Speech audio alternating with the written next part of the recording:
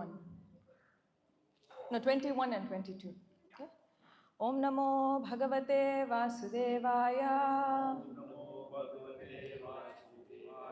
Om Namo Bhagavate Vasudevaya.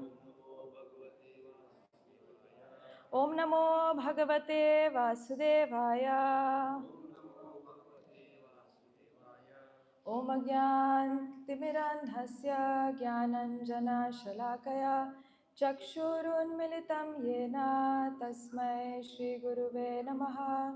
Shri Chaitanya Manobhishtam Sthapitam Yena Bhutale Swayam Rupa Kada Mahyam Dadati Swapadantikam Vandeham Shri Guru Shri Yuta Padakamalam Shri Gurun Vaishnavamscha Shri Rupam Sagrajatam Sahagana Raghunathanvitam Tam Sajivam Sadvaitam Savadhutam Parijana Sahitam Krishna Chaitanya Devam Shri Radha Krishna Padan Sahagana Lalita Shri Vishakhanvitamscha He Krishna Karuna Sindhu Dinabandhu Jagatpate Gopesh Gopika Kanta Radha Kanta Namostute Tapta Kanchana Gaurangi Radhe Vrindavaneshwari Vrishabhanu Sute Devi Pranamami Hari Priye Vancha Kalpatarubhyascha Kripa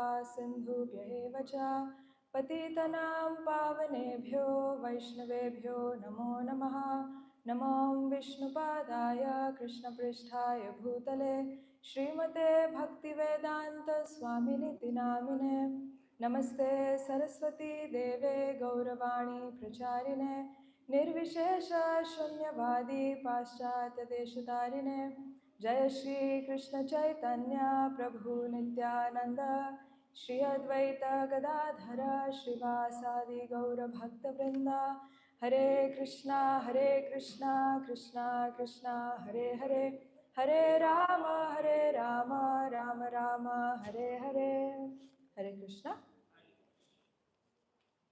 Arjuna Uvacha Senayorubhayormadhye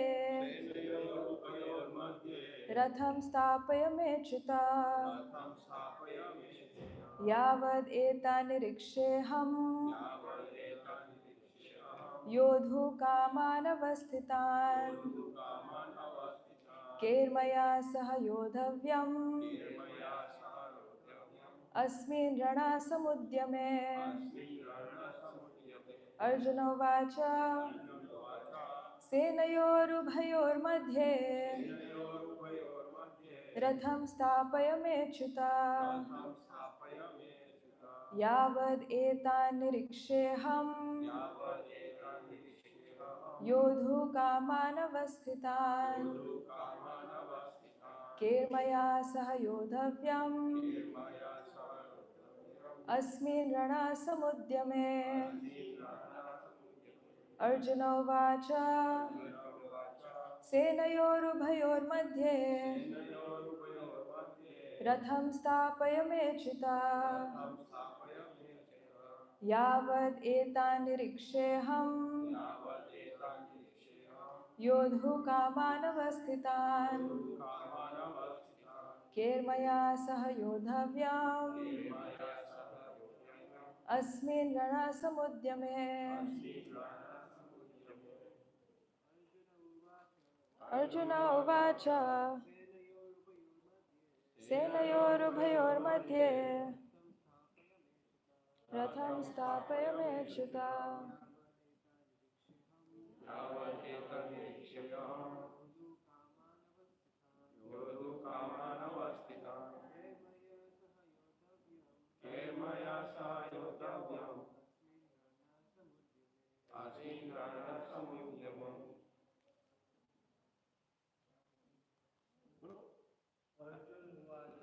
Arjuna Vacha Senayorubhayormadhye Ratham Stapayamechita Yavad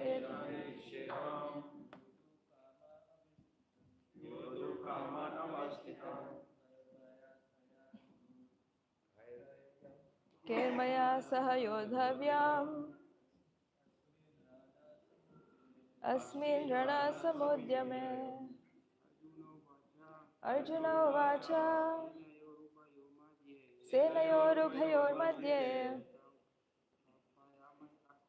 रथं स्थापयमेच्युत यावदेतानिरीक्षेऽहम् योद्धुकामानवस्थितान्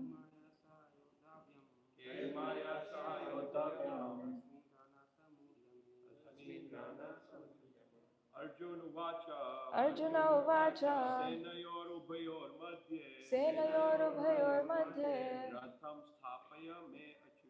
रथं स्थापयमेच्युत यावदेतान्निरीक्षेऽहम् योद्धुकामानवस्थितान् केर्मया सह योद्धव्यम् अस्मिन् रणसमुद्यमे अर्जुन उवाच सेनयोरुभयोर्मध्ये रथं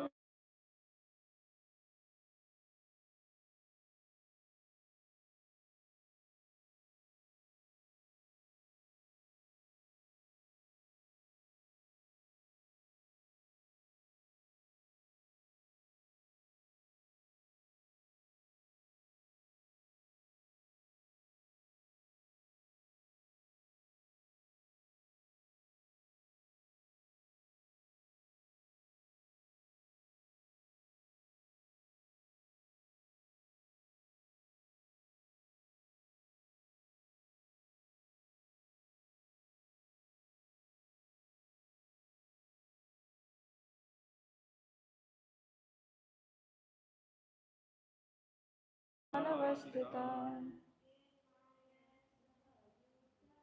केर्मया सह योद्धव्यम् अस्मिन् रणसमुद्यमे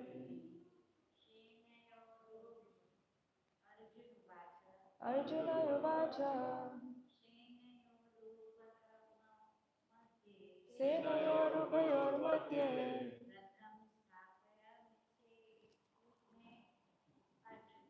रथं स्थापयमेच्युता यावदेतान्निरीक्षेऽहम्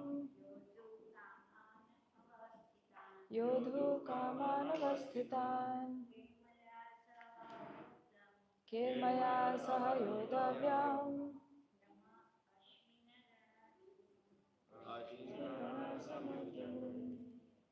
Word by word translation, translation and purport by His Divine Grace Srila Prabhupada, Srila Prabhupada ki Jai.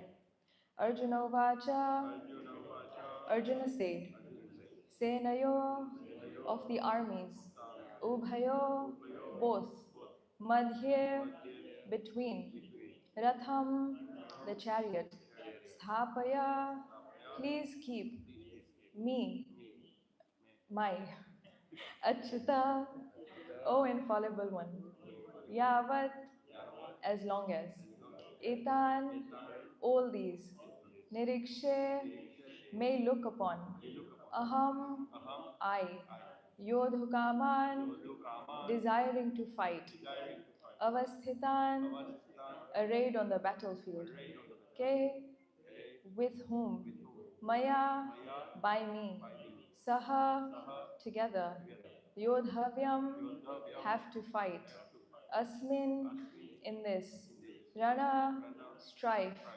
Samudyame in the attempt. Arjuna said, O infallible one, please draw my chariot between the two armies so that I may see those present here who desire to fight and with whom I must contend in this great trial of arms. Purport. Although Lord Krishna is the Supreme Personality of Godhead, out of his causeless mercy he was engaged in the service of his friend. He never fails in his affection for his devotees, and thus he is addressed herein as infallible. As charioteer, he had to carry out the orders of Arjuna, and since he did not hesitate to do so, he is addressed as infallible. Although he had accepted the position of a charioteer for his devotee, his supreme position was not challenged. In all circumstances, he is the supreme personality of God at Rishikesh, the Lord of the total senses. The relationship between the Lord and his servitor is very sweet and transcendental. The servitor is always ready to render service to the Lord, and similarly, the Lord is always seeking an opportunity to render some service to his devotee. He takes great pleasure in his pure devotees assuming the advantageous position of ordering him than he does in being the giver of orders. Since he is master, everyone is under his orders, and no one is above him to order him. But when he finds that a pure devotee is ordering him, he obtains transcendental pleasure, although he is the infallible master in all circumstances. As a pure devotee of the Lord, Arjuna had no desire to fight with his cousins and brothers, but he was forced to come onto the battlefield by the obstinacy of Duryodhan, who was never agreeable to any peaceful negotiation.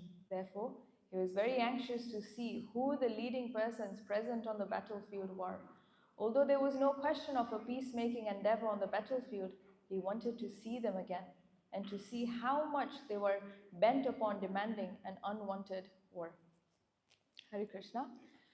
So, in the last few verses, from verses 14 to verses 20, we were discussing the signs of victory on the side of the Pandavas. Right? It starts with Sanjaya saying, Dharma Kshetre Kurukshetre. The first sign was that they were fighting on a holy land of Kurukshetra. Right? And then Arjuna and Krishna, they're standing on a chariot that is gifted by Agni Dev.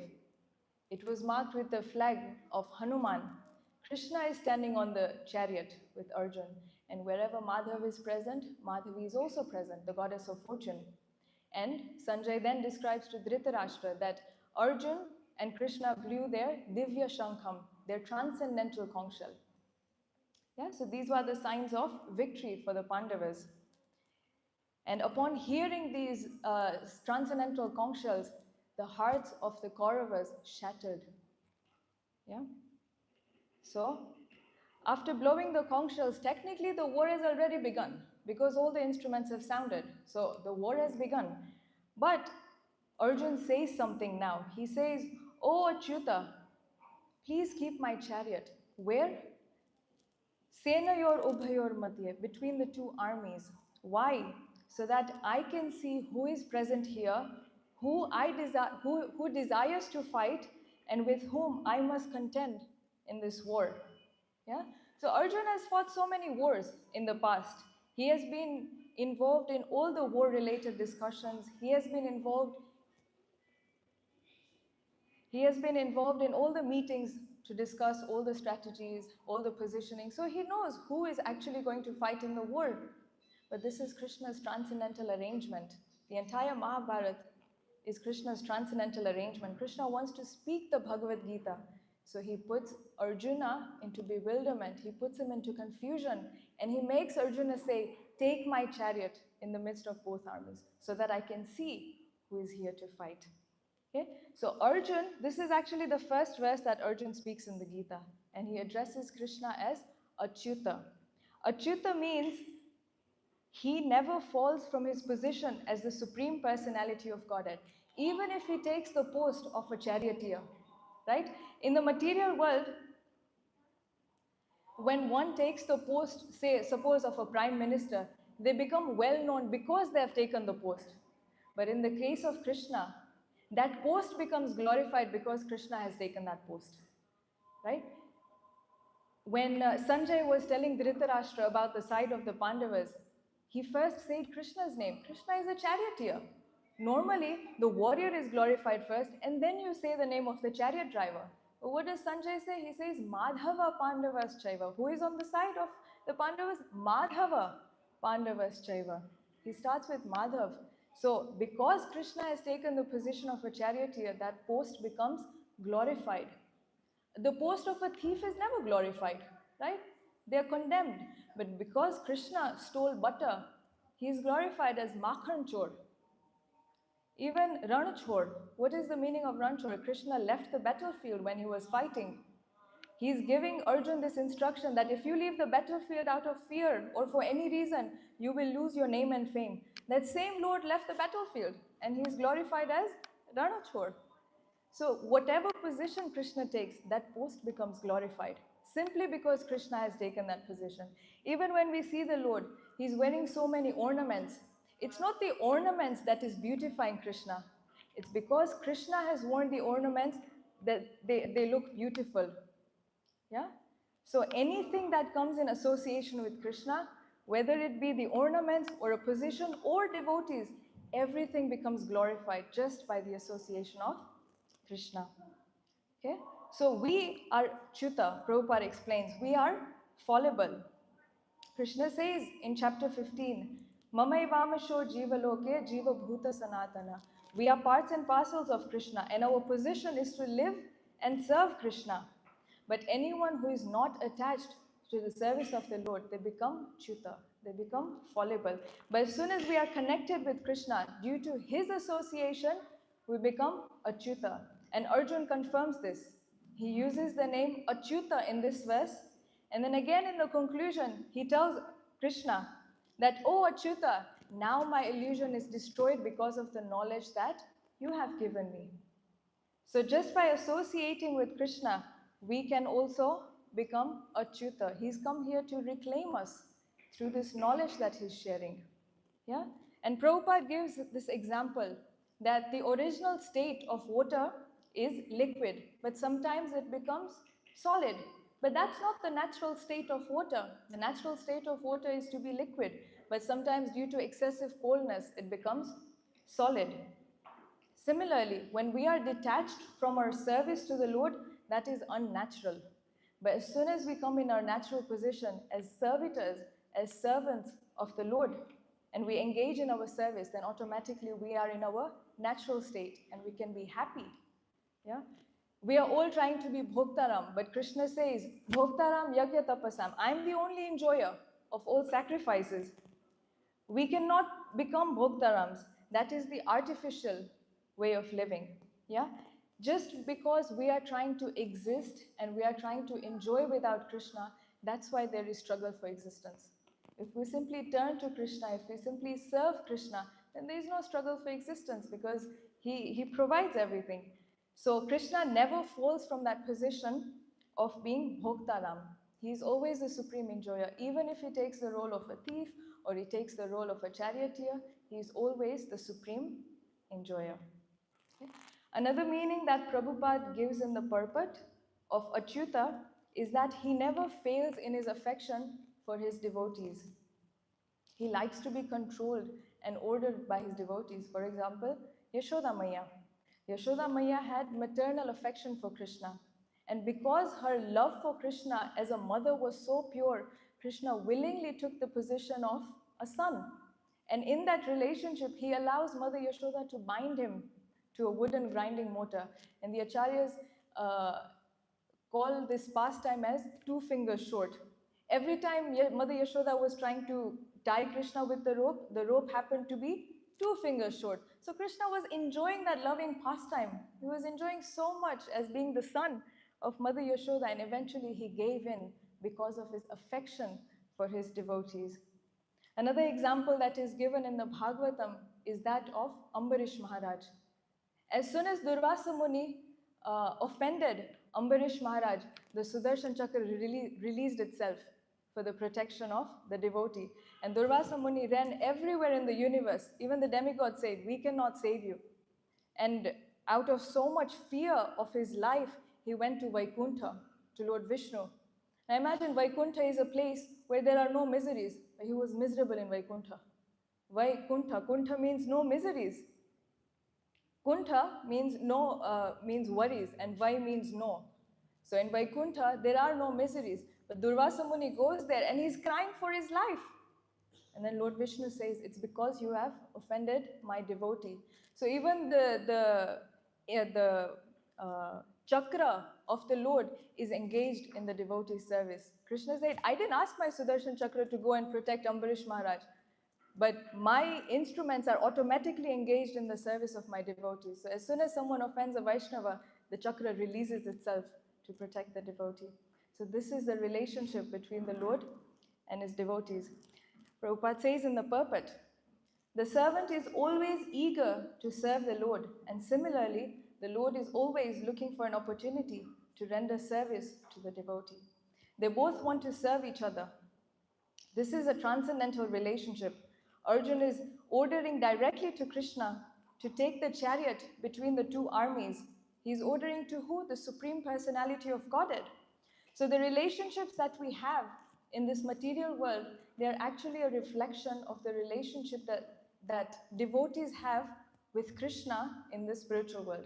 So relationships like servant and master, relationships like mother and son, friends of equal level, relationship of two lovers. These are all reflections of relationships that devotees have with Krishna in the spiritual world. But the relationships here are so full of frustration because of material desires and because there is a desire to be the Lord. There is a desire to be the enjoyer. But spiritual relationships are so full of taste and there is so much eagerness to serve. We can even experience this. As soon as we come into spirituality, there is that eagerness to serve. Mataji, what can I do for you? There is automatically the eagerness to serve because we understand our position as servants of the Lord and servants of the devotees of the Lord. Right? So the word servant is so misunderstood in the material world. It is understood to be a very menial position. But the Supreme Personality of Godhead, who is Ishvara Parama Krishna, he becomes the servant of his servant. That is the position of a servant in the spiritual world. It is so glorified, but in the material world, it is taken to be such a menial position. Actually, we are all servants. If we're not serving Krishna, we're serving our senses. So we are all servants. Yeah, so this Supreme Personality who serves Krishna is the same Krishna who orders everything to be in place in the material universe. Krishna says in the Bhagavatam that I order the sun to rise. It is due to my fear that the fire is burning. It is due to my fear that the wind is blowing, that the sun is providing heat and light. It is due to my order and due to fear of me that Yamaraj is acting. So all of the servants of the Lord who are administering the universe, they are all working out of fear of the Lord. And this same Lord who is ordering everyone is receiving the orders of his servants. He's taking the orders of Yashoda Maya. He's taking the orders of Nanda Maharaj. Once Nanda Maharaj told Krishna, can you go and bring my footwear? So Krishna goes and with his tiny hands, he picks up Nanda Maharaj's footwear and he puts it in his head. So many personalities in the world, they want to keep Krishna's feet on their head. And this same Krishna is taking Nanda Maharaj's footwear and putting it on his head. So this is Ishvara Parama Krishna, the Supreme Personality of Godhead, who is inconceivable. His pastimes cannot be understood. And he's Achyuta. He has so much affection for his devotees. So Krishna takes great pleasure in his pure devotees, assuming a greater position than himself. Yeah? So later on in the Gita, Krishna says, Sarva dharman parityaja mam ekam sharanam vraja. Abandon everything and surrender unto me. Do not fear. But there is one hidden line that the acharyas explain, that surrender unto me, Krishna says, and I will surrender unto you. This is the sweetness of Krishna. Yeah, and this is how much importance he gives to his devotees. There is another example in the Bhagavatam of Hiranyakashipu. He had taken so many boons from Lord Brahma that because he did not want to die, so he performed great austerity and he asked for so many boons from Brahma that I shouldn't be killed by man or animal, I shouldn't be killed by any weapon, I shouldn't be killed on the sky, on earth, in or out. I think there were about 8 boons that he had asked for. Brahma gave. And he tortured his son Prahlad so much. And out of affection for Prahlad, Narsimhadev appeared. And he killed Hiranyakashipu. And after killing Hiranyakashipu, Narsimhadev was still so angry that the demigod said, we won't go to him. Even Lakshmi Devi said, I don't know him. I've never seen him like this. This is the first time I'm seeing such a ferocious form. But then who went? Prahlad Maharaj went. He offered prayers to Narsimhadev and he calmed down. And then he takes Prahlad and puts him on his lap. So this is the affection that Krishna has for his devotees. So much protection. Yeah? And it's always so nice to hear about how the devotees serve Krishna. But it's even nicer to hear about Krishna's affection for his devotees. It makes us feel that yes, he's our protector, he's our well-wisher. Yeah? So this is what Prabhupada explains in the purport, that Krishna is seeking an opportunity to serve his devotees as much as the devotees are seeking to serve Krishna. And just one last point, that Arjun asks Krishna to place his chariot between the two armies so that he can see the warriors that he has to fight with. But what did Duryodhan do when he saw the other army, when he saw the Pandavas? He started strategizing, he started planning. There was so much fear. But when Arjun saw the Kauravas, he wanted to know what's the internal spirit of the Kauravas.